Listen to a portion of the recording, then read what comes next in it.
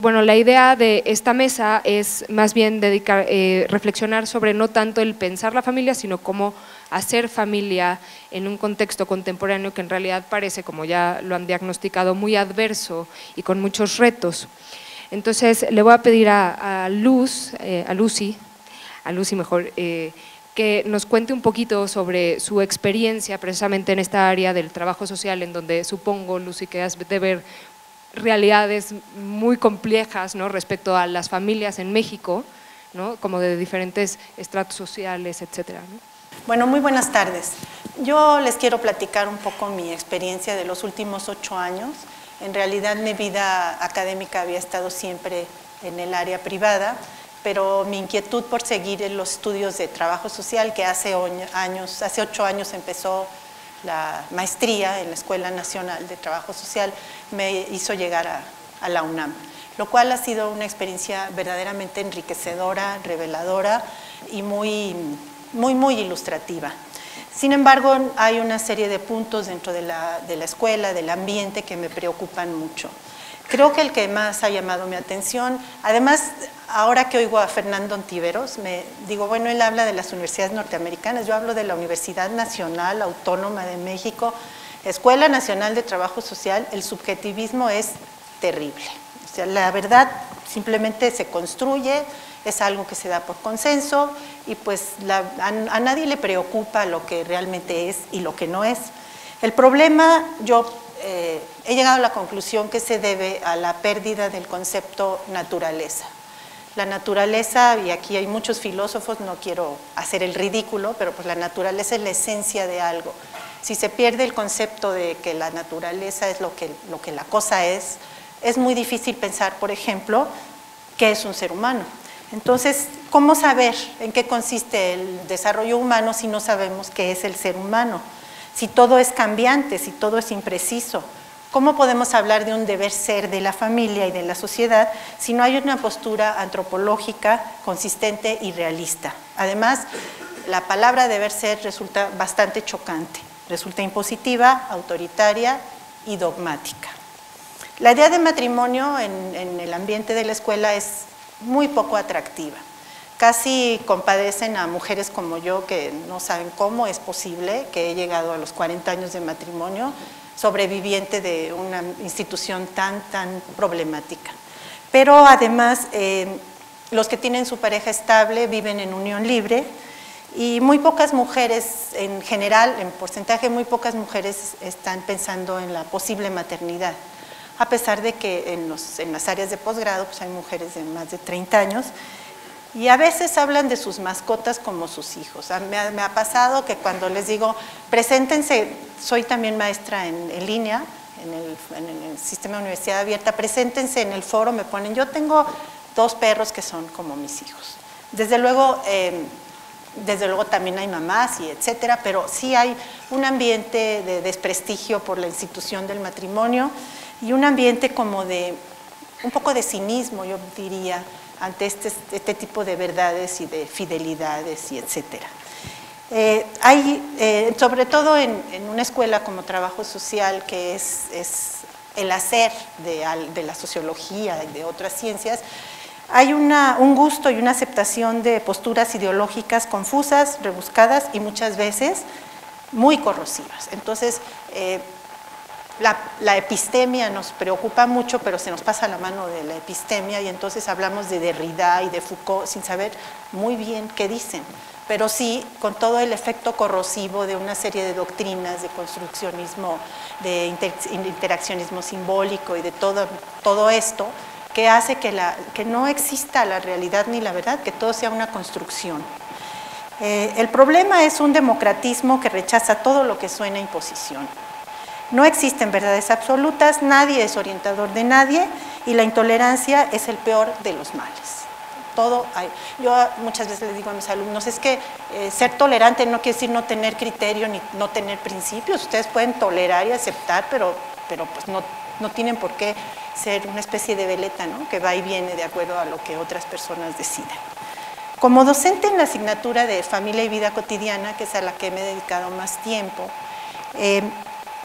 Soy asesora de una diversidad de alumnos, hombres y mujeres de muy diferentes edades, estilos de vida e incluso condición social. Son de diferentes lugares de la República y tenemos contacto a través de la plataforma y de las asesorías presenciales que no son obligatorias. Es muy interesante para ellos, en las evaluaciones siempre me dicen, me interesó mucho el tema de la familia, me ha permitido esta asignatura reflexionar sobre mi familia y etcétera. Y tenemos mamás preocupadas por sus hijos. Yo siempre he pensado que las preocupaciones sobre la familia son universales, que independientemente de la condición social y de etcétera, lo que nos preocupa a nosotros de los hijos es universal. Como yo sí creo en las naturalezas y en las esencias, creo que esto es parte de la esencia de la maternidad quizá. Me encuentro con todo lo que sucede con estas personas a las que yo trato, me interpela.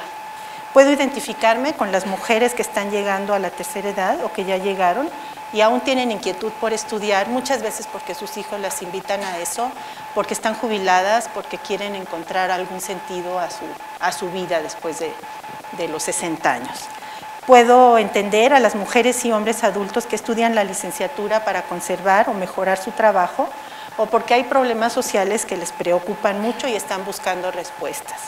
Y puedo sentir simpatía por mis jóvenes alumnos inexpertos, a veces idealistas, inquietos intelectualmente y muchas veces un poco desorientados. Una de mis más grandes frustraciones fue cuando en la evaluación final me puso una alumna, pues yo antes creía que la familia era para hombre, mujer e hijos y ya me di cuenta que no. Ay, dije, no, esto sí no lo puedo dejar pasar, entonces le expliqué que bueno, que no era para tanto. Le expliqué la verdad que eso era realmente la esencia de la familia y también es muy interesante porque para ellas o ellos el término familia tradicional es casi un insulto. Entonces hablar de una familia tradicional donde el hombre es proveedor y la mujer es ama de casa es como hablar de algo que no es soportable, que ya pasó, siempre dicen la familia tradicional está desapareciendo.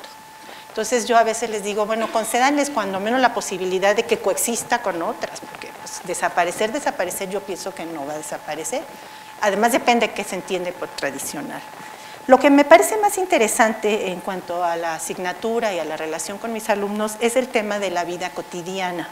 La vida cotidiana que, por ejemplo, Marco Estrada, que es un filósofo renombrado alemán, pues habla de los mundos de la vida y el sentido de la vida y la vida cotidiana y que yo lo leo y la verdad no lo domino.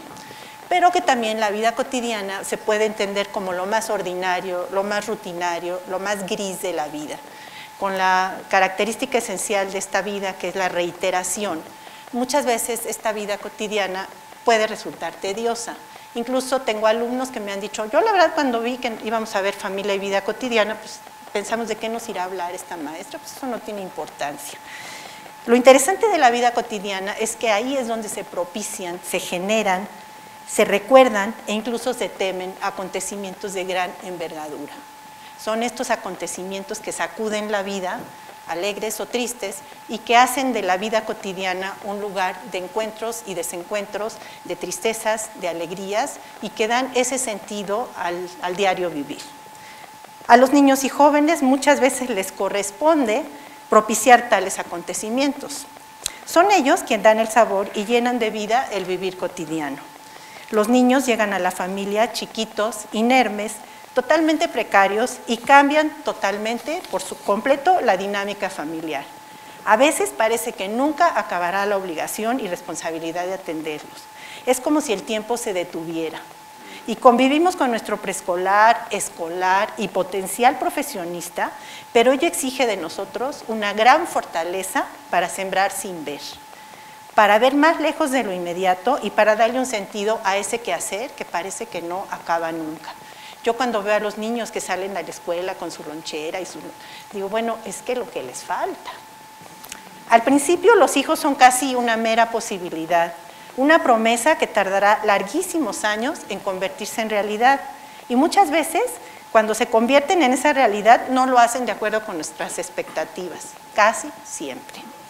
Un día y otro hay que asearlos, alimentarlos, llevarlos a la escuela, supervisar sus tareas, resolver sus pequeños o grandes problemas, educarlos sin quitarles el brío, hacerlos independientes sin abandonarlos antes de tiempo, quererlos tal como son, pero tratando de que sean mejores. Entender, como decía una educadora familiar de mis tiempos, que cada uno es cada uno y tiene sus cadaunadas. Esto que parece tan fácil, tan sencillo, realmente es todo un desafío. Es muy difícil y además es una delicia vivirlo, claro, en retrospectiva. Quizá cuando lo está uno viviendo no lo siente tan delicioso, pero sí lo es. ¿Qué se puede hacer en este tipo de vida cotidiana para que esos acontecimientos adquieran sentido y para que no sean como un boomerang contra nosotros?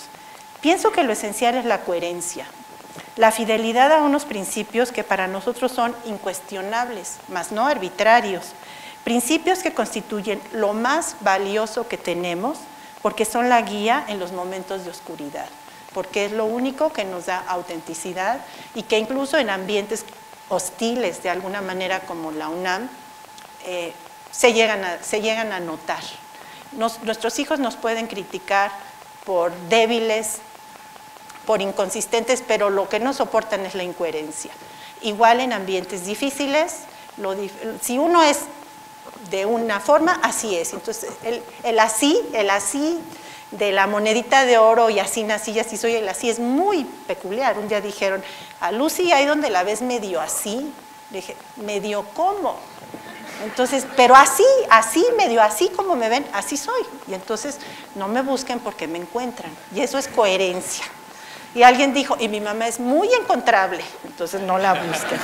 Pero bueno, yo pienso que es la coherencia, definitivamente es la coherencia, los principios, el saber que es lo único que nos vamos a llevar si es que nos llevamos algo.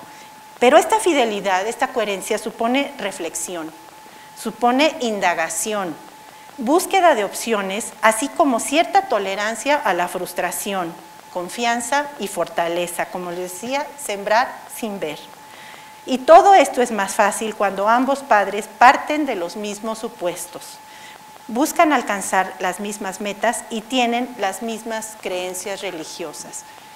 Yo creo que muchas veces hay afinidad en parejas que tienen diferentes posturas ante la vida, pero creo que es mucho más difícil. La verdad es que cuando los padres están de acuerdo en lo esencial, puede ser que a lo largo de los años parezca que es en lo único en lo que están de acuerdo, que todo lo demás ya son como dos gotas de agua diferentes, como son piedras que siempre chocaron y gotas de agua que el sol resecó. Estoy pensando mucho en José Alfredo Jiménez, fíjense, porque esa canción es muy útil. Pero bueno, tenemos los mismos principios. Al final estamos pensando en lo mismo, los dos creemos lo mismo y la educación de los hijos va en la misma línea. Es muy curioso porque a veces cuando el papá es muy exigente, la mamá es indulgente. Y a veces cuando el papá es indulgente, la mamá es muy exigente. Yo me pregunto qué pasaría si los dos al mismo tiempo fueran exigentes y prefiero ni pensarlo. Hay una providencia ahí que hace que los hijos siempre encuentren como el cauce para la indulgencia, ¿no? Ahora, todo es posible. Además es necesario aceptar con humildad que a veces nos equivocamos. Faltamos a la justicia. No siempre predicamos con el ejemplo y hemos de tener la capacidad de volver a empezar. José Benigno Freire decía, si sale, sale, si no, hay que volver a empezar. Lo demás es fantasía. Todo esto es posible por un natural amor de los padres a los hijos. Un natural amor y un profundo misterio de amor, porque es misterioso. Porque no estamos solos en una empresa como esta y porque la vida presente no es la definitiva. En mi opinión, estas tres afirmaciones son como lo que dan sentido a esa labor educativa tan apasionante, tan desafiante como es educar a los hijos y mantener a flote un matrimonio. Lo fundamental es ver nuestra vida desde una perspectiva amplia e integradora, no solo como una sucesión de hechos aislados, sino como un conjunto de acontecimientos significativos que nos llevan a alguna parte. Considerar no solo el aquí y el ahora, sino también el pasado y el futuro. Y ver la vida con los pies bien puestos en el suelo, pero con la mirada más allá de las estrellas. Muchas gracias. Yo creo que esto que tú nos planteas es como el núcleo, ¿no? La base del desarrollo familiar. Y entonces Yo creo que ahorita, Kat, justo ahorita, me parece que tú, en tu experiencia con esta... Con la visión internacional, ¿no? Puedes darte cuenta que mucho de lo que Lucy nos ha dicho se pone como en cuestionamiento, ¿no? Y entonces empiezan los retos a ese plan de educación que Lucy nos ha planteado. Entonces, no sé si tú nos puedas contar un poquito de cómo ves ese panorama internacional y cómo está afectando este plan de como padres, como familia.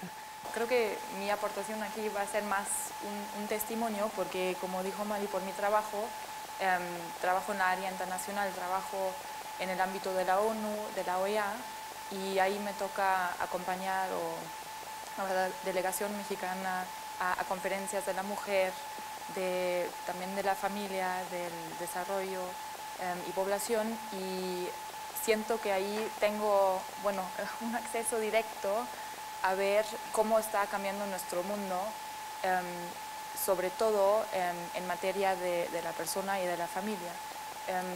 Es un foro que antes de ser mamá lo veía siempre un poco desvinculado con mi vida familiar.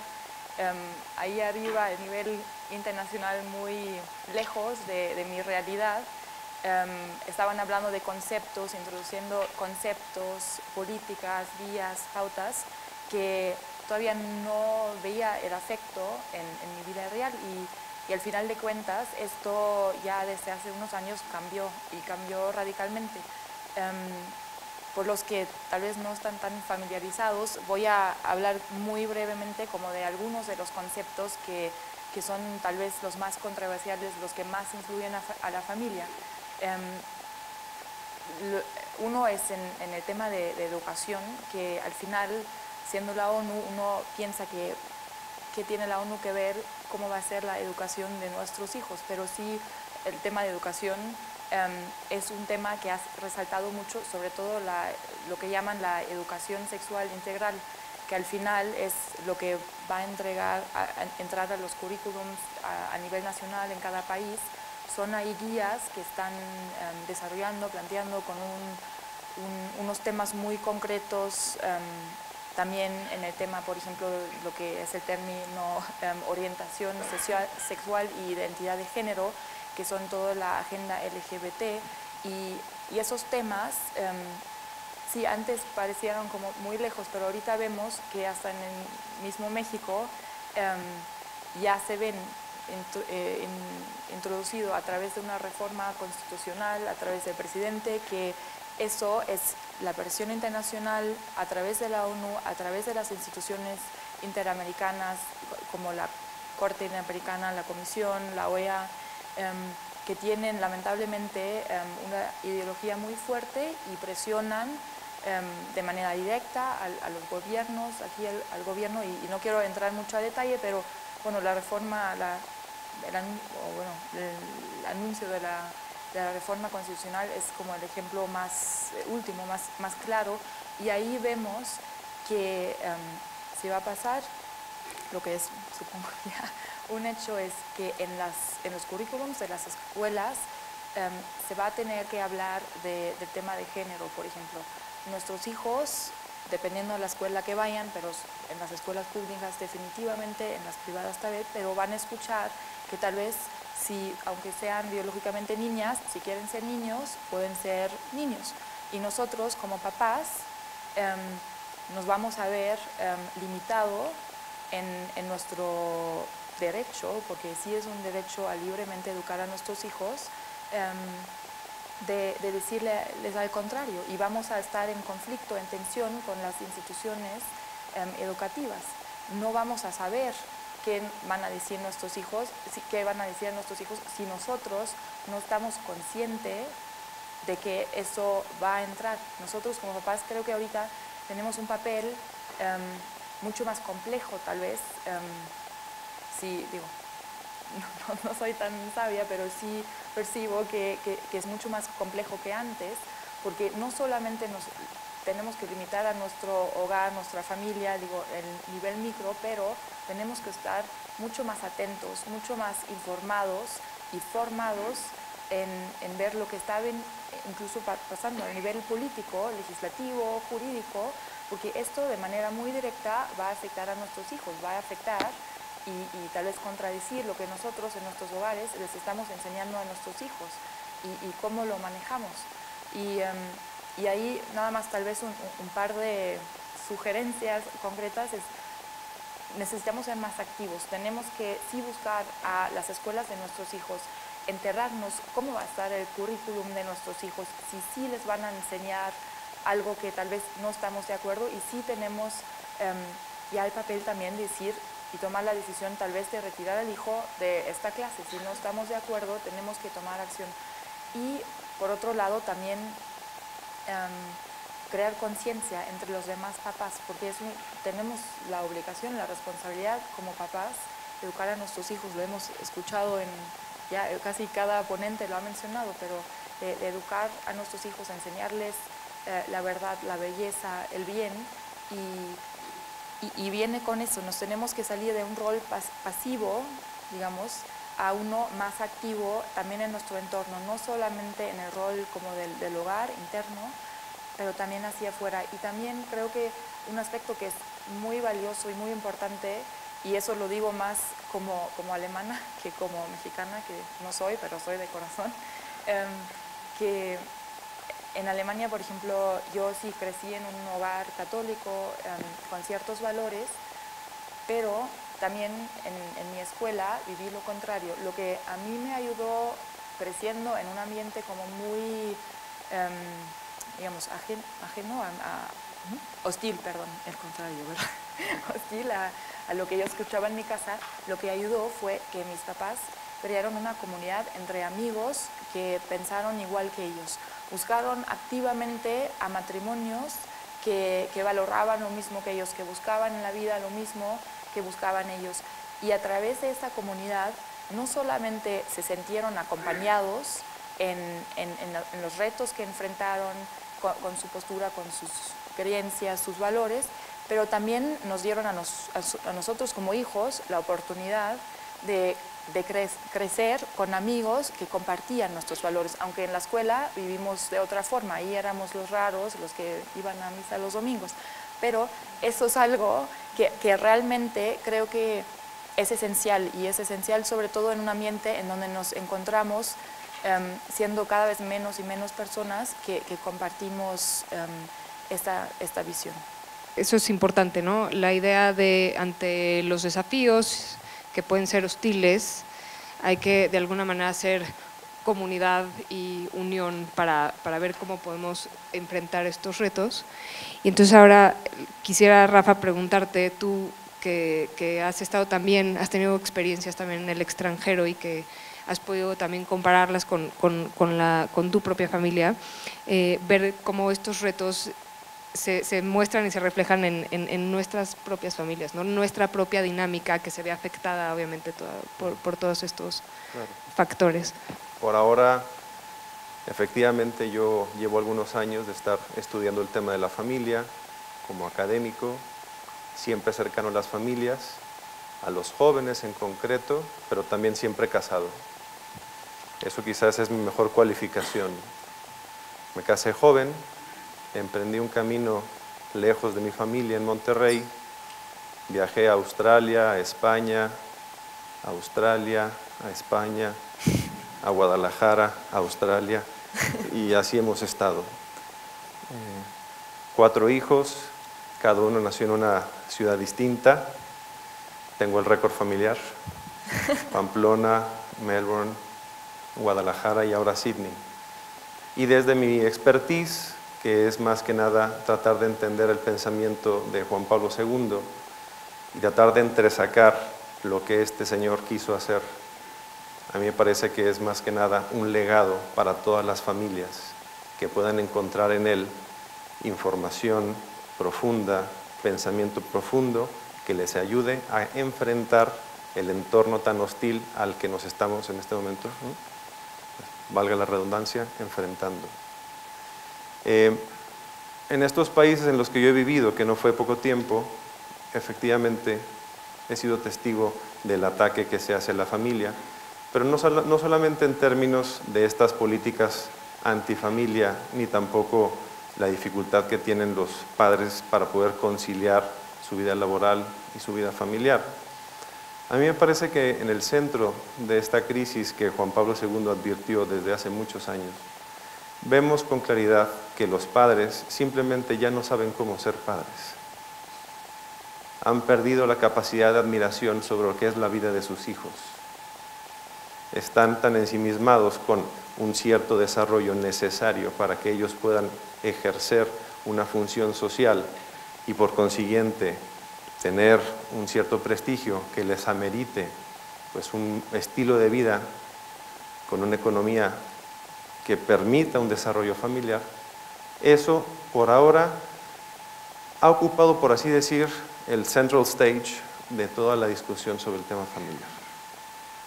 Pero nos está costando trabajo voltear a ver hacia el lugar, como diría Rafael Alvira, mi maestro, el lugar al que se vuelve, que es el hogar.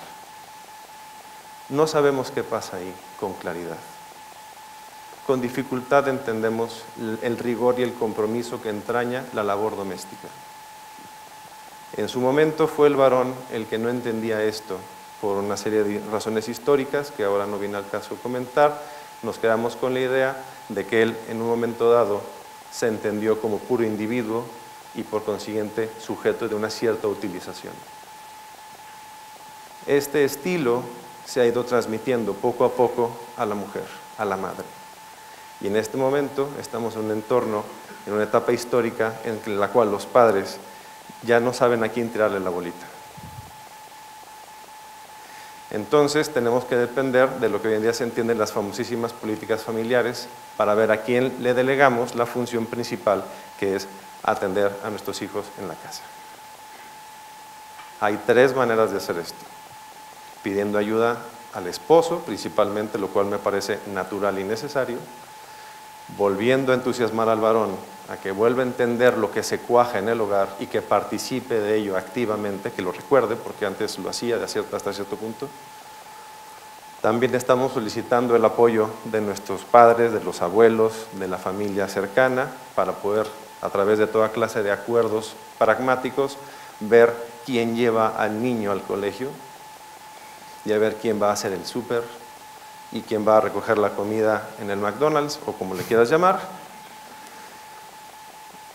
En cualquier caso, es pedir una ayuda externa a lo que es el diálogo interno de la familia, del hogar. Y la otra es, y quizás en este momento la más controversial, hay que contratar ayuda doméstica barata.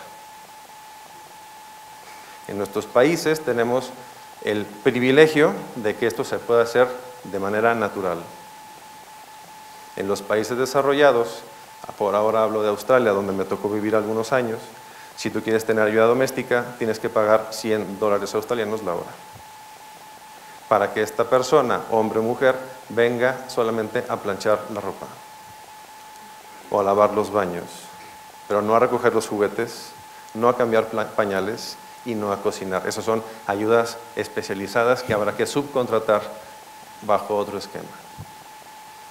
¿Cuál es el problema que nos encontramos? Y ahora hablo en concreto de México y en Estados Unidos, que mientras los padres de familia, y no me refiero exclusivamente a la mujer, estamos viendo esa manera de interactuar con la profesión, siendo sujetos de que la empresa nos defina cómo hacer nuestros tiempos, de tal modo que la empresa no sacrifique sus niveles de eficacia, tenemos que subcontratar a una mujer que también tiene familia y que para cuidar a nuestros hijos ella tiene que dejar a los suyos en sus países de Medio Oriente, de Asia o de Latinoamérica. ¿Hacia dónde nos está llevando esta discusión? Que el feminismo se ha equivocado en promover una imagen de mujer independiente y que para que esa imagen sea posible se tiene que subcontratar a otro tipo de mujer para que ella traiga el hogar a nuestros hijos. Yo lo que vengo a comentar, me parece a mí que esto es un problema que no se puede seguir dejando de lado. Y cuando se habla de crisis familiar, también, así como se habla de las intenciones de estos grupos ideológicos que quieren arrebatarnos la formación de nuestros hijos, habría que pensar de qué manera nosotros desarrollamos dinámicas que nos pongan en el ojo del huracán, es decir, en el hogar, y seamos nosotros los principales responsables de la formación de nuestros hijos en tiempos y movimientos. No solamente a nivel intelectual, no solamente siendo poseedores de una formación que me permite decir cuando algo está bien o algo está mal, sino siendo yo la persona que lleva al niño al juego de fútbol, o lleva a la hija a la clase de natación, o enseña a los hijos a cocinar, o aprendes un poco de carpintería y de lo que es la labor doméstica propia de un hombre que ama su casa y que la construye y que la protege y que permite que su mujer, y hablo ahora como esposo, logre sacar ese carisma femenino que se extraña cada vez más, que es el carisma del cuidado del detalle. Cuando se habla de crisis familiar, en mi opinión, Juan Pablo II, me parece a mí el más grande pensador de nuestra era en estas temáticas, advirtió este problema de modo transversal. Tenemos que retomar esa discusión a la par de las demás. Muchas gracias. Y ahora, Jorge, tú tienes como toda esta experiencia con familias, ¿no? Que estuviste mucho tiempo en el área de formación en el Colegio Cedros y que seguramente todas estas inquietudes las viste ahora sí que de cerca. No sé qué nos pudieras contar sobre eso. Se me ocurría platicar pues esto sobre un reto bien interesante que me plantearon hace algunos años, justamente invitándome a trabajar en un colegio, en el Colegio Cedros. Es una escuela católica de varones que, digo, con lo que ustedes han enfrentado en sus carreras, esto la verdad es que es un chocolate, ¿no? Es de trabajar en una escuela católica en la que hay que hablar de formación, pues una cosa como muy sencilla, y el planteamiento que me hacían fue muy padre porque ellos querían revisar y desarrollar un programa justamente de desarrollo humano, y que en un principio estaba pensado para que se aplicara para toda la comunidad, es decir, que sirviera a través de los años para los papás, para los profesores y para los alumnos. Entonces se me ocurrió, pues por un lado ponerme a estudiar un poco más. Insisto, yo soy aficionado a la filosofía, y entonces me puse a estudiar algo de antropología, pero luego también tenía, como dirían aquí los que saben de cosas prácticas, había que conocer las necesidades del mercado. Entonces me puse también a entrevistar a muchísimos papás. Tenía una fuente interesantísima de información. El Colegio Cedros, para cuando yo estaba por ahí, tenía 950 familias, 1.300 alumnos, 315 empleados. Entonces tenía una fuente de información bien interesante. Y lo que me puse a hacer es eso, ¿no? Por un lado la parte de investigación antropológica, y por otro lado entrevistarme con estas personas. Y me colé a un montón de entrevistas de estas que se hacen de nuevo ingreso, más o menos 150 familias de nuevo ingreso cada año. Y me metía con un par de preguntas. Una es, ¿qué quieren para sus hijos? ¿No? Yo estaba buscando resolver ese problema que me habían planteado, de decir, el director, que es un cuate con un perfil interesante, era en ese momento un director como muy completo, con una parte muy humana, pero además muy práctico. Él lo que decía es, hacen falta recetas, ¿no? Tú tienes que descubrir recetas, ¿no? Entonces yo me metía con las preguntas de qué quieren para sus hijos. Esa era una de las preguntas que le planteaba a los papás. Y entonces se los planteaba uno, y ¿qué quieres para tu hijo? Pues que sea feliz, ¿no? Y tomaba nota, ¿no? Y la segunda pregunta que les planteaba es, ¿y por qué les interesa venir a este colegio? ¿Por qué les interesa traer a sus hijos a este colegio? Pues por la formación, ¿no? Y me metía a otra entrevista y les hacía esta pregunta, ¿qué quieres para tu hijo? Pues que sea feliz, ¿no? Digo, a veces había que hacer una segunda o tercera pregunta, pero siempre llegaban a este punto de que, ya lo decía Mariana, todo el mundo quiere ser feliz, y eso era simplemente una constatación empírica del sentido común. Y la otra maravilla es que todos coincidían en que lo que les interesaba del colegio era la formación. Así que este va a ser un trabajo regalado. Y luego me puse, por el lado de la investigación, lo que empecé a anotar también constantes, que para ser feliz, para responder a estas necesidades que planteaban los papás, para tener contentos a los que pagaban las colegiaturas, había que contestar estas preguntas. Y entonces, para ser feliz, muchos filósofos coincidían en que hay que vivir la virtud, ¿no? Es conveniente también resolver algunas otras cosas de la vida, pero en general había muchas coincidencias en que hay que vivir la virtud. Entonces, para plantear un programa que sirviera para formar, pues yo tenía que descubrir cuál era la virtud que había que vivir y tal vez luego enfocar todo un programa por eso. Y entonces, ¿cuál era esa virtud? La máxima de todas, la virtud de la caridad. Así que el trabajo estaba resuelto. Para tener contentos a los que pagaban las colegiaturas, hay que formar a los hijos para que vivan la caridad. Y se quedaron un poco igual que ustedes. Eso al parecer no resolvía nada. Surgieron algunas dificultades. El asunto es que, por un lado, la felicidad significaba distintas cosas, ¿no? Profundizando, conociendo un poco más a las familias, la felicidad tenía todo tipo de descripciones, pero puedo hablar como de dos en general, unos que apostaban por el desarrollo personal, ¿no? Que querían efectivamente que sus hijos pues fueran más justos y que fueran más nobles y que iban por ese lado, y otros, quizás otra categoría, también un buen número de personas pensaban que la felicidad estaba por el lado del éxito. También es una cosa como muy de nuestra época, ¿no? Era simplemente constatar lo que en muchísima literatura se dice de la época contemporánea, ¿no? Ese era también un reto interesante. Otra dificultad que surgió por el lado de la formación, bueno, dos problemas por el lado de la formación. Uno es esto, que por el lado de la felicidad, que se entiende distinto, y por el lado de la formación también dos cosas. Una es, la formación también se entiende de muchas formas. Había quienes creían que justamente la formación era pues darle todo el desarrollo interior a sus hijos para que pudieran ellos tener las cualidades para luego, etcétera, ¿no? Y otros pensaban en la formación más pues en cosas como más instrumentales, ¿no? Que estén en la selección de fútbol, que además teníamos muy buenos equipos competitivos en la escuela, pero en general que se entendían diferentes cosas por la formación. El segundo reto, la segunda dificultad con este tema de la formación, es que la gran mayoría quería que lo hiciéramos nosotros. Si los papás venían a confiarnos, ¿no?, a sus hijos, pero les hubiera gustado poder aparecer, a muchos les hubiera gustado poder aparecer, no sé, 12 años después con sus hijos formados, ¿no? Entonces, bueno, y luego por el lado antropológico también dificultades, ¿no? Porque vivir la caridad, pues se dice muy rápido.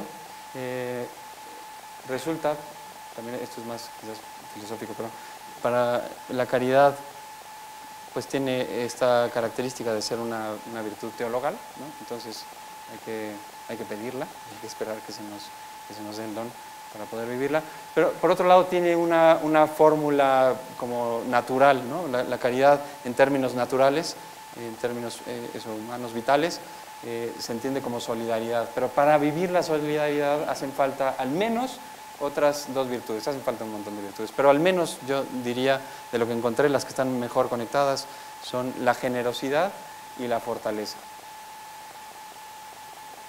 ¿Y por qué era esto una dificultad? Bueno, porque también en la literatura me tuve que meter ya no solamente a cosas de antropología, sino luego a cosas también de pedagogía, y los que hablan de estas generaciones hablan justamente de dos pues, características de estas generaciones, que son exactamente las opuestas a estas dos virtudes, ¿no? Hablan de generaciones egoístas y de gelatina, ¿no? Débiles y egoístas. Entonces el reto se ponía, pues eso, cada vez más interesante. Entonces me fui también a entrevistar alumnos y profesores. Se hicieron ejercicios bien interesantes de estar tratando de descubrir directamente con ellos, no porque ellos lo dijeran, porque por las edades naturalmente no tienen la capacidad de saber todo lo que necesitan, Eso lo digo rápido, pero ojalá que caiga al 20. Los niños no saben decir todo lo que necesitan. Pero nos propusimos justamente describir qué sí necesitan y qué no necesitan. Y eso en función de los resultados que podíamos ver, que podíamos verificar en ellos. O sea, les iba, algunos, no solamente por capacidad, sino por algunas otras cosas extrañas, les iba bien de manera permanente en cuestiones académicas, pero luego también en cuestiones sociales, pero luego también en el trato con otros, en aspiraciones, en alegría, en cómo en cómo disfrutaban un poco de todos los días. Y entonces fuimos detectando, a veces también por carencias, ¿no? ¿Por qué dejó de estar alegre este niño? ¿Por qué dejó de tener buenas calificaciones este niño? ¿Por qué dejó de tener un grupo social bien integrado este niño? Entonces, ¿qué no necesitan? ¿Qué nos dimos cuenta? Lamentablemente es lo que dice el sentido común. Tampoco voy a decir nada aquí sorprendente. Es verificar lo que muchos ya sabíamos. No necesitan lo último y lo nuevo, ¿no? Veíamos a los niños que estaban como en esa situación económica privilegiada, que estaban continuamente recibiendo, y no impactaba en esos factores que estábamos viendo. No eran más felices, no eran líderes del grupo, no mejoraban calificaciones, no cambiaban los tenis. Pero, perdón que diga el sentido común, perdón que diga lo obvio. No necesitan atención inmediata a sus antojos.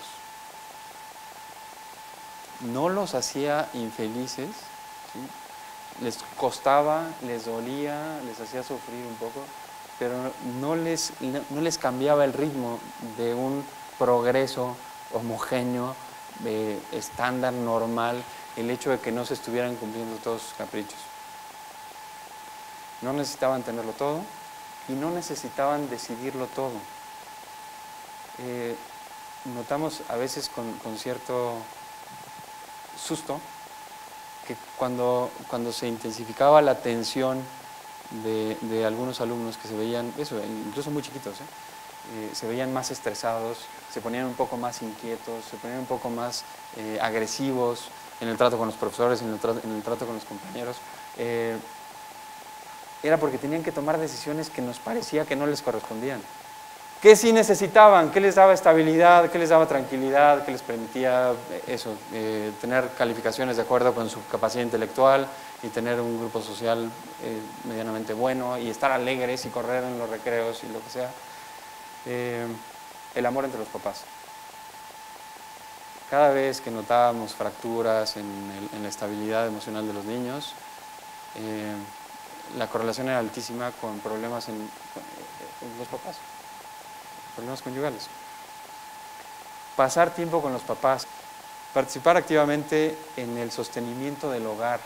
Esto era también interesantísimo, ver cómo aquí sí, en un movimiento positivo, cómo notabas que había cosas que les notabas como más alegres, más conectados, más los que preguntábamos a los papás qué pasaba.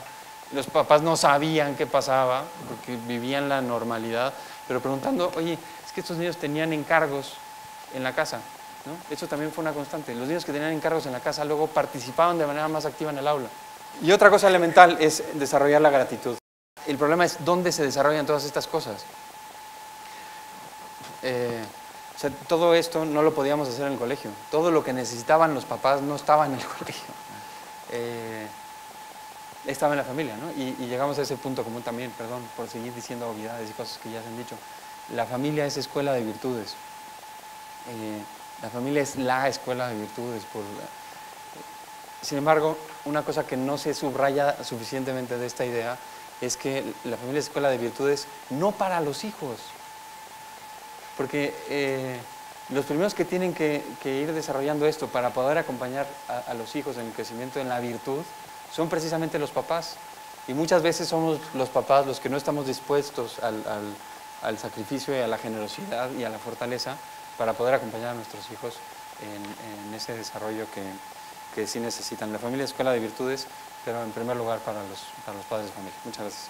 para terminar, creo que María Elena, tú eres como el cierre perfecto, porque creo que eres mamá, eres directora, académica, ¿no? Entonces, que finalmente todo lo que se ha dicho en esta mesa, pues para alguien que se enfrenta a todo eso, pues no es nada fácil. Entonces, si tú nos puedes contar un poco cómo equilibrar todo esto, ¿no? De manera que podamos vivir, y los retos, no sé, que nos compartas tu experiencia. Ahora, yo no tengo recetas, no puedo hablar tan claramente de cómo balancear este mundo laboral, familiar, ¿no? Es realmente muy complicado. Y quería traer o exponerles un poco el caso que yo tengo más cercano, que es el de la vida académica, y cómo tratar de balancear o lo que sucede en este entorno, que puede ser muy pequeño, pero que en realidad cada uno de ustedes podrá ver que es fácil de ampliar o extender a otro tipo de instituciones. Entonces me voy a centrar en lo académico, pero me parece que se puede mover fácilmente a otros ámbitos. Por supuesto, la vida académica pues, se desarrolla principalmente en un ámbito privilegiado, en la universidad, ¿no? Es un lugar en donde conviven de manera perfecta y armoniosa, a veces no tan armoniosa, pero la tradición y el progreso. La tradición, la cultura, la historia y a la vez las innovaciones, las patentes, la generación de conocimientos, la búsqueda de verdad y tratar de acercarse cada vez más a ella. En un ambiente de este estilo, en donde se están gestando las nuevas ideas, uno pensaría que es un ámbito muy propicio para el trabajo y para la equidad entre hombres y mujeres. Por supuesto, para nadie es ajeno que todos los estudios de género, ¿no? la perspectiva crítica de la inequidad de las mujeres, pues surge justamente en ámbitos universitarios. Entonces uno pensaría que, bueno, al menos ahí tendría que estar más o menos resuelto el asunto y que luego ya saliendo a las universidades es un poco más complicado, pero de inicio pensaríamos que ahí está resuelto. Cuando nos metemos un poquito más, no al aspecto de los alumnos, que eso afortunadamente cada vez va en mejora y todas las personas que hayan tenido oportunidad de dar clases en universidad, pues habrán podido constatar, dependiendo de las distintas carreras, que en general hay una matrícula bastante pareja, ya de 50% mujeres, 50% hombres. No diríamos que ahora el acceso, digamos, a la educación en la mayoría de los países es un tema de complejidad, ¿no? Para la gente que tiene el privilegio, por supuesto, de acceder a la educación universitaria. Sin embargo, cuando nos vamos a la otra parte, a la parte del académico y del investigador, ahí es donde encontramos que esta equidad realmente no ha llegado. Por ejemplo, me permití traer algunos números que les voy a leer nada más para ilustrar y para mostrarles un poco más este problema, ¿no? En cuanto a estudiantes de posgrado, que son los que se espera que después vayan a trabajar naturalmente en una universidad y en el mundo académico, tenemos poblaciones más o menos del 50-50. Es curioso, según algunos estudios, en el 2009 se encontró como la cifra más alta de mujeres estudiando posgrados y a partir del 2012 nuevamente ha descendido. Podría deberse a una serie de cuestiones demográficas, en fin, no es todavía un número que alarme. Sin embargo, cuando pasamos a la cantidad de personas que trabajan con el término académicos, de manera muy amplia, vemos que el porcentaje de mujeres disminuye en un 40%, más o menos, contra 60% de hombres. Pero cuando uno entra un poquito más, de manera más profunda, y se pregunta, bueno, ¿y este 40% de mujeres qué hacen? Pues resulta que la mayoría tiene puestos administrativos dentro de la universidad. Se les llama académico técnico o de puestos de servicio, de gestión. Sí tienen un papel en la universidad, pero cuando entramos ya a la parte del investigador, la carrera de investigador tal cual, el número es prácticamente del 15%, ¿no? De este total, ¿no? Les traía un número de las mujeres en la UNAM, que es quien tiene públicamente los puestos, y entonces era fácil acceder a esta base. Tiene, por ejemplo, de 1.672 investigadores varones frente a 900 mujeres. O sea, prácticamente el doble de varones, ¿no? Un poquito menos. Bueno, ¿a qué se debe esto? Podríamos decir, en primer lugar, podría pensarse que probablemente es una tendencia que se tuvo en el pasado y que actualmente eso va a cambiar, pero no parece ser esa la realidad. ¿Qué explica entonces la diferencia? Y aquí, pues claro, la respuesta obvia es decir, bueno, pues es un caso más del sexismo que impera en muchas de nuestras instituciones, ¿no? No hay mucho más que pensar.